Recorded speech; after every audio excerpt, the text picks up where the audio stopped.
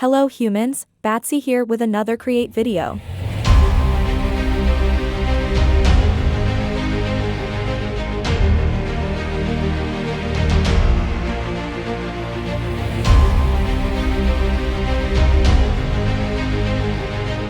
I've been blown away by the support I've received with everything I have been working on. Especially since creating the SMP, and I just wanted to take a moment to thank my community. To show my appreciation, I've been working tirelessly to improve the SMP's performance. And let me tell you, it made a huge difference. I recently invested in a new dedicated server with much better specs than our previous one. You can see on the screen a few stress tests I ran on both servers, and the results speak for themselves. The new server is a huge improvement, but getting there wasn't easy. I spent pretty much every day in front of my PC, researching and learning about Ubuntu, about servers, and figuring out how to set everything up by myself. I couldn't afford to pay for an already configured server, so I had to put in the time and effort to set it up myself. It wasn't easy, and I had to sacrifice some brain cells along the way, but with every penny I saved, it allowed me to invest in better specs for the server, and I think the great results speak for themselves. Anyway, on to this week's episodes. I had planned on starting with the automating area, but after spending so much time tweaking servers, I was feeling pretty defeated. So, I decided to take it easy and just spend the day building stuff. Something that always helps me relax. Last episode, we made the first train station, so today's builds will be all about trains, and more trains. At least until I connect the 3 areas I have nearby. That means making 2 new stations, a loading system, tracks, and a lot more tracks. So, get ready for some serious train action. I started the day by organizing my inventory a little bit more. I still don't have a storage system, but I have made myself an ender chest, and I have prepared some shulkers and toolboxes to help me locate everything I need to build. You can see how I've renamed all the boxes to know what they have inside, as well as left a few extra shulkers around for various items and more bulks of building blocks. I just need to grab any of the boxes I might need at that moment, pop them on the ground, and now I have easier access to all those bits and pieces that would normally be spread among all my shulkers. Toolboxes also have the functionality to link items on the hotbar, something that makes them incredibly wanted. But something that not many humans know is that using the middle mouse, instead of bringing the item from your inventory like it normally would, instead it will bring items from your boxes and link them in your hotbar to use, something incredibly useful if you have a ton of boxes around. Maybe it was a bit overkill to prepare that many boxes. I have nearly all the basic Create pieces spread among them, but now that it's all done, it will make organizing so much easier. I just need to make sure my shulkers aren't a mess. With all of that out of the way, and with all the schematics for the project ready to be used, it's time to start gathering all the materials. Or well, we already have everything we need, now it's just a matter of crafting everything up from the base materials. I was recording while I was crafting all the blocks needed for the project, but barely a couple minutes into it, I realized how incredibly boring might be to watch someone spend half an hour staring at menus and clicking on recipes. For that, I'm going to spare the humans the agony of having to watch it, and let's jump into the cool animations.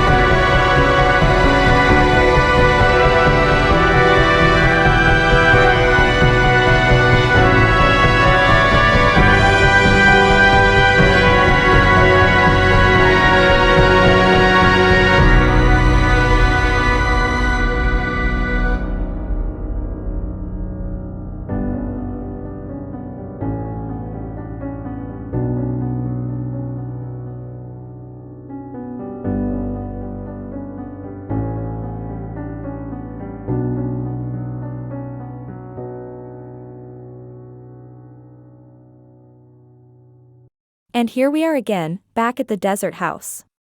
I think the new railroad is amazing. I love the design of all its parts and segments. It was quite a long project, but I really enjoyed taking it easier and just building with the 𝐿10 podcast in the background. It was a lot of fun. And because I was also very busy with the server, it gave me the opportunity to make more animations and cinematics. Those tend to take longer to record and render, which means that normally I don't have the luxury to add many of them. It was nice being able to be more creative than usual. Since this video is more building focused, I want to take the chance to go over some of the details I added along the way. I think there are some tricks that the humans might like to know, and maybe it gives you all inspiration for your own builds. I decided to go with a rather short station for 2 reasons. One is that I didn't want to remove too much of this little cliff. It's already pretty small, I didn't want to make it look even thinner. That means the station ended up being a little bit too tight, but that's only when there is a train station here. When the station it's empty, the size looks alright. The other reason is that this is a tiny house. I thought it wouldn't make sense to make a massive station, so I decided to go for some kind of little subway station. I based myself on a couple of subway stations from where I live. They are made of bricks and are quite short too, but they tend to be longer. Anyway, I added this ramp because if I kept the same height, I would have to remove the cliff entirely. I'm not super happy with this. I wish we were able to make much longer ramps so it looks a bit more realistic. But I'm happy with how the supports look like. It's a simple design, but everything connected up quite nicely. If we follow the tracks, you might notice that I changed the base of them. That's because this part is for the industrial area, and I wanted to make it fit as much as possible. It also suits nicely with the metal brackets and all the supports. The next segment is this massive hole. I almost made some arches and supports underneath, but in the end, I gave up on that idea.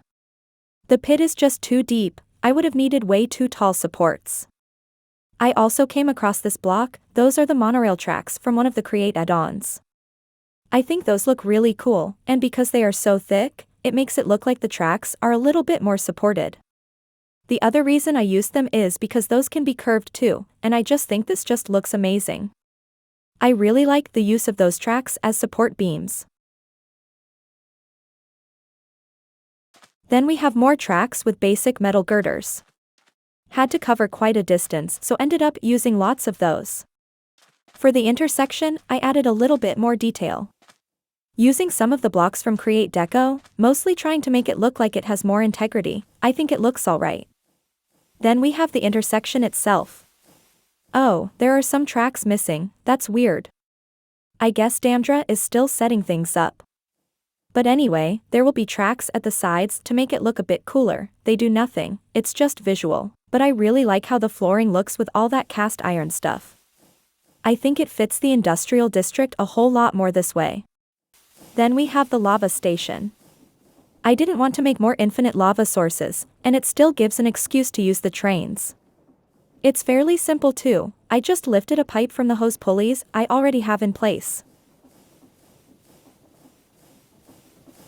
After that, we have this little curve to bring back the trains.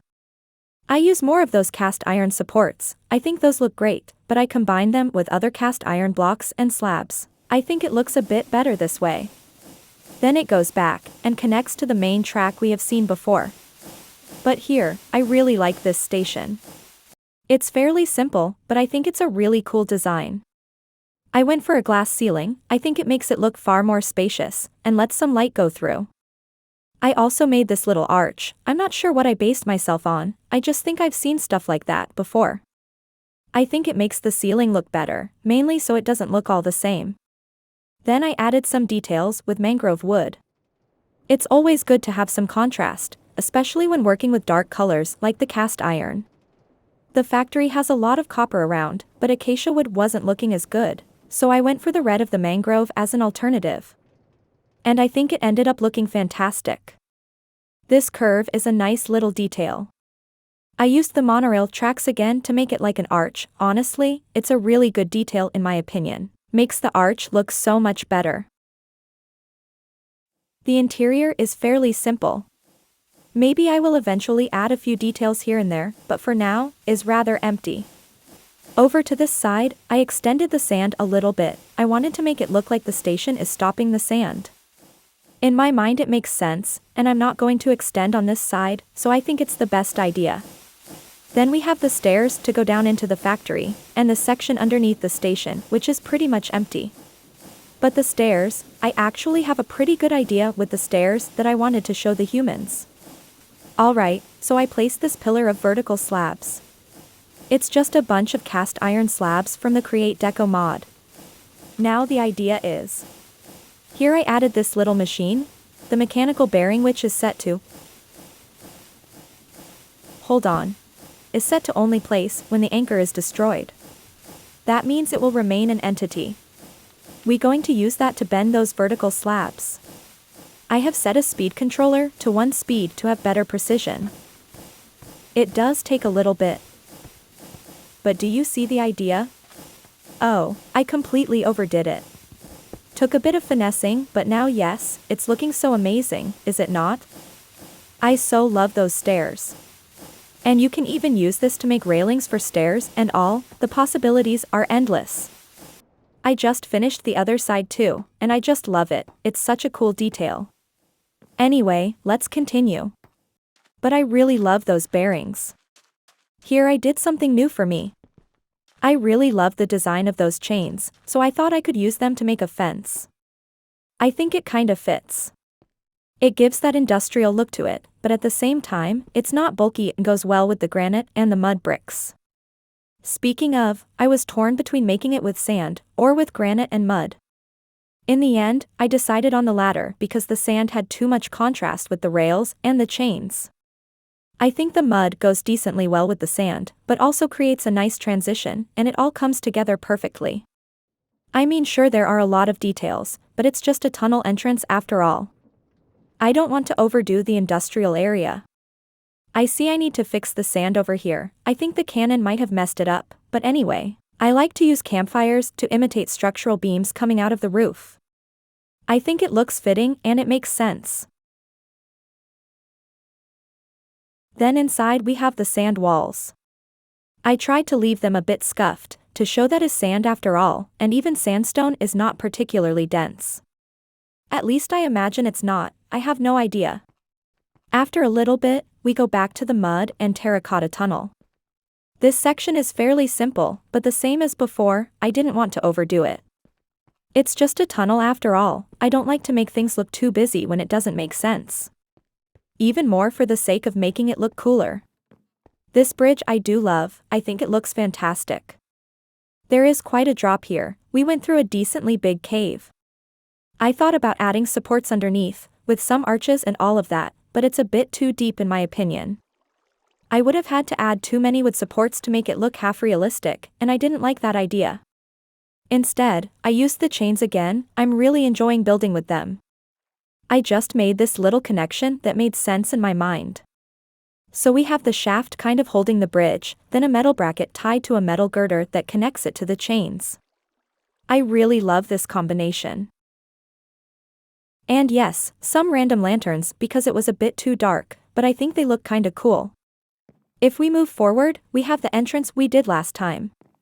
And that concludes the train track for now. I can't wait to continue building around here. But this is going to be it for this episode. I was planning on releasing this video on Tuesday, but I had so many problems with the server that the video got delayed quite a lot.